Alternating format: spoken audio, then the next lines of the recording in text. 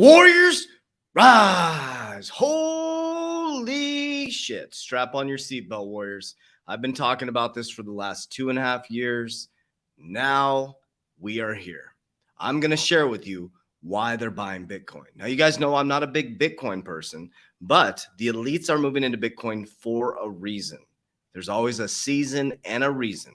We're in the third economic cycle, which is war, and your whole financial system is going to switch as you know it. You know, I'm big in altcoins and distributed ledger technology and the infrastructure of the banking system, but I'm going to show you the boring stuff that you need to do consistently in order to become one of the new uncommon 1%. My name is Coach JB. I am the top health, mindset, and crypto coach in the world. What you believe in your heart, you think in your mind, will eventually become your words and become your reality. If you can see it in your mind, eventually you can hold it right here in your hands. What you repeatedly do gets ingrained in your subconscious mind. What gets ingrained in your subconscious mind becomes an unconscious activity. Now, Warriors, the videos I'm about to take you through, they gave me chills. Literally gave me chills, okay? But before we do anything, people keep reaching out to me on Instagram. How do you get involved in the academy? The first thing that I would do, to be honest with you, is click the description down below, go into our absolutely free Discord. Get to know, like, and trust us, and join the conversation. First thing you should do, Warriors, get into the conversation. You can understand how much we care about our people. Then you can make a decision to get in the Warrior Academy. So click the description of this video to join our free crypto Discord and get involved in the conversation. You'll probably learn a lot just by getting in the Discord. Okay, so we're going to jump right into this video. So first we have Klaus Schwab. We know our favorite, being facetious. Whereas I'm here to disrespect the game. To be honest with you, just like Nipsey Hussle said, I'm here to disrespect the game because your life is not a game. I was in the indoctrination system just like you. I was in a just over broke just like you. I was in the banking system. I spent 12 years. I went to CBA Executive Banking School, and I'm here to disrespect the game 100% because your life is not a game. Those who control the money, control the information, control the people, and there's never been a time like this in history where we get to make our own decisions and change the game. Here we go. Okay, so we're going to watch this video. Okay, this is Klaus Schwab. I'm going to move my microphones around. Okay, so this is Klaus Schwab, and this is before the our world today. The government must act now. This is, let me show you this conference real quick so you guys can go reference these videos. This is the World Government Summit, our world. Okay, so World Government Summit. This is Klaus Schwab doing his piece, but I'm going to show you a short clip after this. It's bone chilling. It's going to show you how quickly our financial system is changing. The world has to overcome not only the damage done to our economies and our societies by COVID-19, it also has to confront the repercussions of a dangerous clash between major global powers. History is truly at a turning point. We do not yet know the full extent and the systemic and structural changes which will happen. However, we do know that global energy systems, food systems, and supply chains will be deeply affected. Boom, he just told you. Energy, supply chain will be deeply affected. It's coming, Warriors. In times of crisis, the role of governments is more important and more relevant than ever. What is also needed is a summit like this one to go beyond crisis management and to look into constructive ways we can build our common future.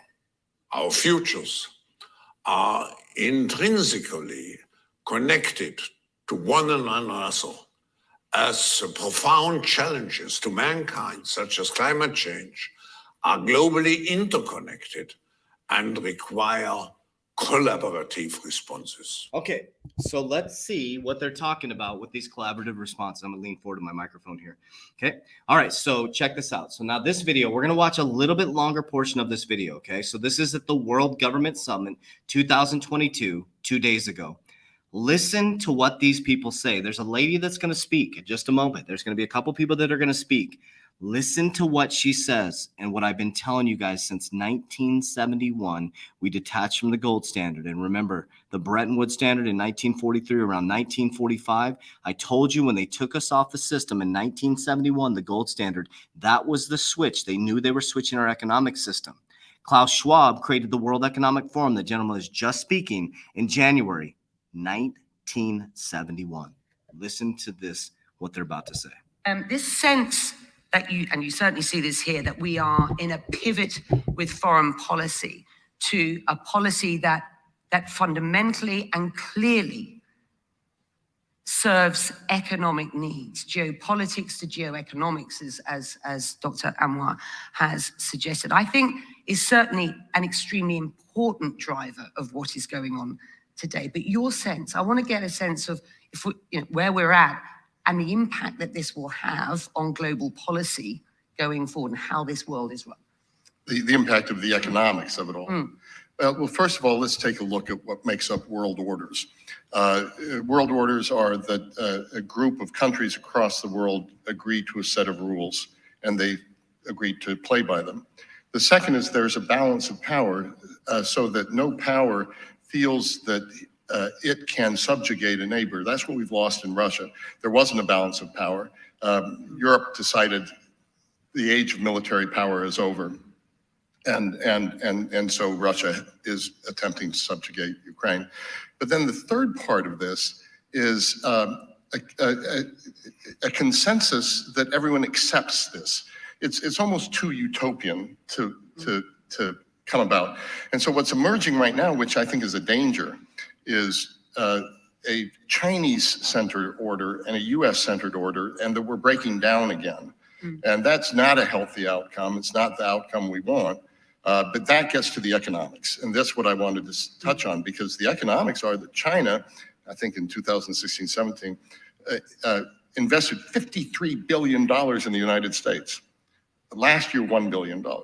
So there's already a decoupling. There's already a breaking down. And the question is, how does this play out right now? And so I think you're going to see, in an economic sense, you're going to see these two worlds, but it's not going to be that neat. I think you're going to see the evolution of regional organizations, and regional, because it's so hard to create a world order, I think you're going to see regional orders spring up. And then you have links between regional orders, but they will be very much guided by economic interests, social interests, and also security interests. You see things like the Quad, like the Abraham Accords, so ad hoc, not inflexible alliances, and that seems to me what's emerging at the moment.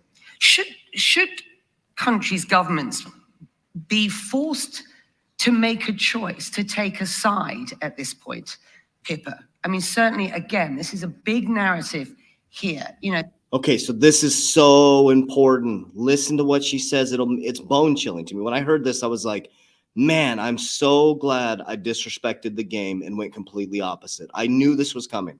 This is this is a struggle by two great powers. I use the term great loosely to a certain extent, but two great powers, and others being forced to take a choice. I think this speaks to this. Do you see how they're disrespecting America now? America used to have so much respect. She says, I say that loosely, two great powers. America has lost all respect from countries, warriors. Kind of emergence of these regional powers and the emergence of the middle powers here, because we're hearing, quite frankly, don't force us into a corner here. Are they right? Well, it may be a bit late for that. I remember talking to an Australian diplomat at one point about this break between the US and China, and said, both sides are going to say, whose team are you on? And he said, our job is to make sure the question never arises.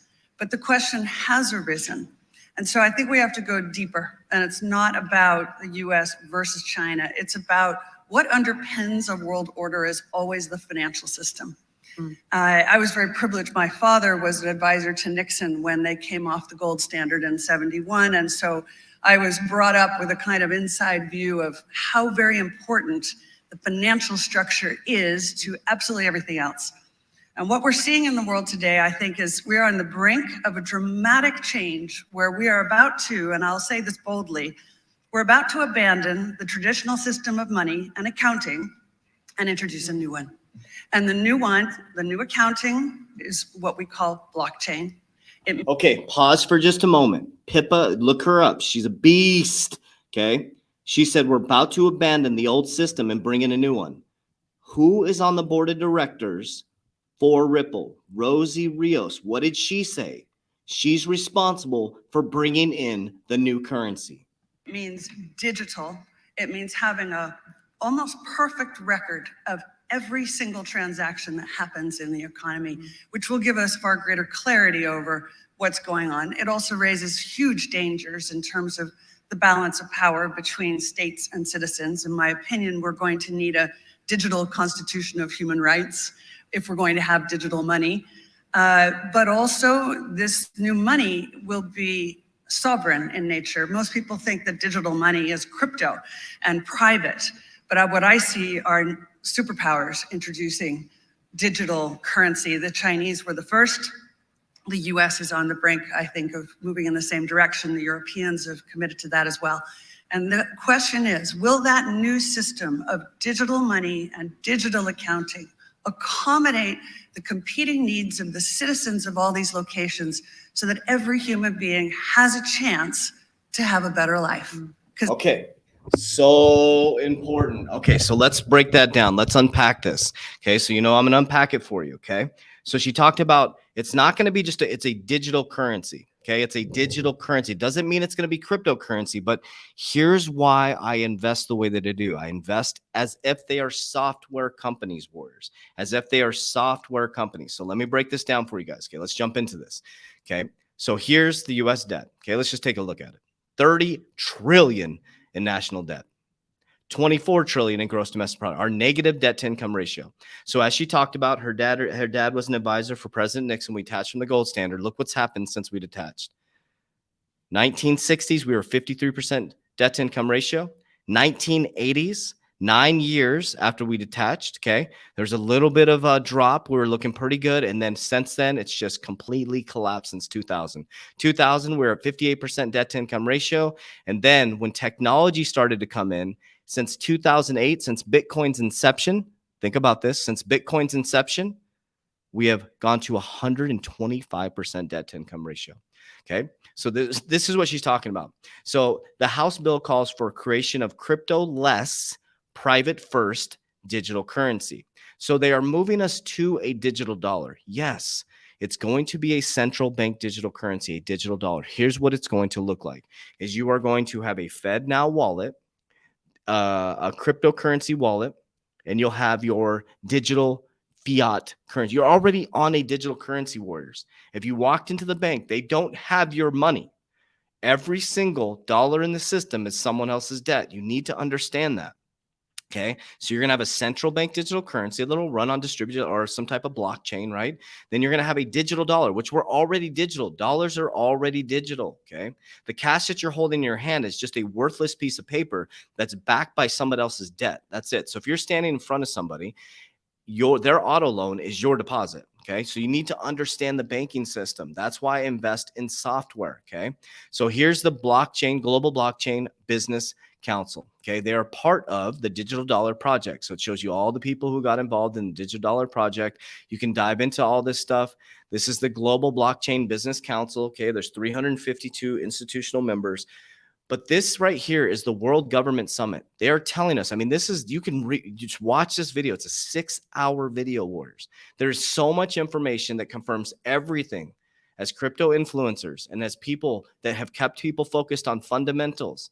If you look at my portfolio, it's very structured around the DLT, distributed ledger technology, consensus, Ethereum, right? Ethereum, I'm big on Ethereum because of consensus and the deep interwebs, deep interconnections and the web that is created within the banking system. That's why I'm big on distributed ledger technology, the ISO 20022 or 20,000, however you say it, 20000022, whatever the hell people want to say. Okay, so we dive into here. We know that the connections are deep. The Digital Dollar Project, right? We can go into all this stuff. You can go through all this, but I want to show you this stuff that's been out there. And then I'm going to show you why they're buying Bitcoin, okay? Because you can't stop inflation, okay? Inflation is out of control. They know, the elites know this is coming. They all know this is coming. She told you. Her pops was in the Nixon administration. She knew it was coming. Study her stuff, Okay. Now let's see what's happening here. Okay, QNP, thank you to Bank XRP, puts out some beast mode stuff.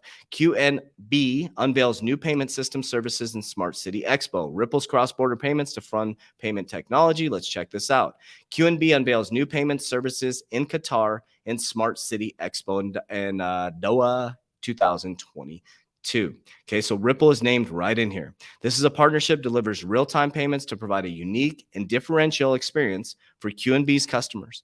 QNB initially launched Ripple's global financial network technology, RippleNet, with QNB Finsa Bank Turkey as part of the group rollout, with plans to expand in other key remittance corridors, other large countries in the near future.